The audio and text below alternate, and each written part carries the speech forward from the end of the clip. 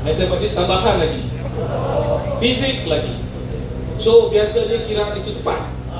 Dia ambil kira dydx sana sini, betul. Saya tidak terberat, sebab perkiraan saya ada 31.897 pengundi yang akan mengundi. Tapi of course tidak semua keluar, kita tahu. Yang sakit gigi, yang pening, yang ada di Singapura, barangkali tak keluar.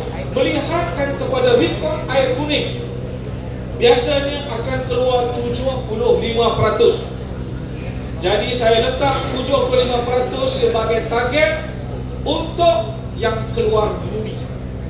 75% daripada 31.897, ia bermakna lebih kurang 24,000 pengundi akan keluar mengundi. Dengan kerja kuat yang kita buat, bermakna 24,000 orang pengundi akan keluar mengundi.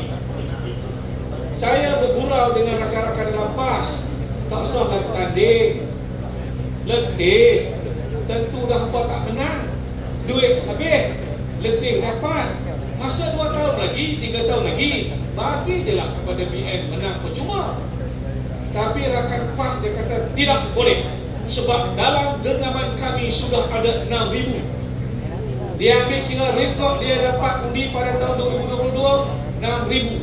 Dia kata dalam genggaman kami ada 6,000. Saya jawab dengan lidah yang fasih, ambillah 6,000 ke apa, genggam sungguh-sungguh, hak 18 tu aku.